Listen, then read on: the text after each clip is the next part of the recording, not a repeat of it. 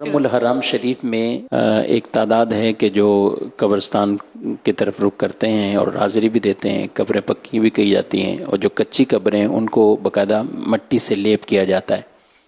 تو اس حوالے سے بھی اگر کوئی رہنمائی فرما دیں کیا کیا احتیاطیں ہونی چاہیے؟ ہاں، یہ قبرستان میں برابر ہی ہے. قبروں کو اثر نو اس کو لپائی کرتے ہیں اور چونے لگاتے ہیں.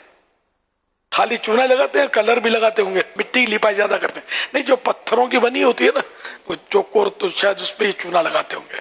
اور ماربل پر پتہ نہیں، شاید دھلائی کرتے ہوں گے اس کی، کچھ تو کرتے ہوں گے. یہ قبر کی اگر مٹی منتشر ہو گئی ہے اور قبر کا نشان باقی رکھنے کی نیت سے کوئی عاشورے کے دن کرتا ہے یا پہلے کرتا ہے یا سال میں کبھی بھی کرتا ہے، اور دوسری قبروں کی بے حرمتی نہیں ہوتی، نہ پاؤں سے روندنا پڑتا ہے قبروں کو کہ پاؤں رکھ کے نہیں جانا پڑتا ہے نا، اس طرح اگر یہ احتیاط سے کرتا ہے تو حرج نہیں ہے. اور اگر بلا وجہ یوں سمجھتے کہ بھئی عاشورے میں کرنا چاہیے اور کوئی ضرورت بھی نہیں ہے اس کی، پھر یہ مٹیاں اور خرچہ اور اس پہ کیا مزدور لگائے، تو یہ سب اسراف میں جائے گا. اسی طرح بغیر ضرورت پانی ڈالتے ہیں، تو اگر نعوذ باللہ یہ کانسیپٹ ہے، تصور ہے کہ اس پانی سے اندر ٹھنڈک ہوگی میت کو، تو یہ غلط کانسیپٹ ہے.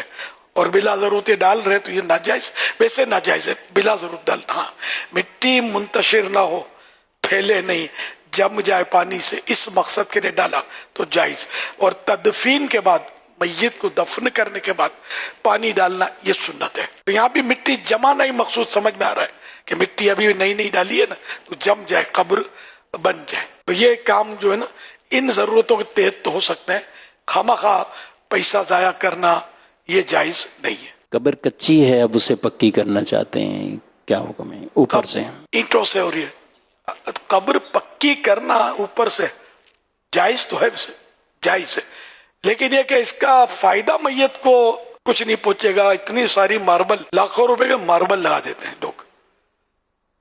پیسے والے لوگ ہوتے ہیں تو والد فوت ہو گئے، والدہ فوت ہو گئی، تو محبت بہت ہے تو اب اس پہ ماربل چڑھا دیا.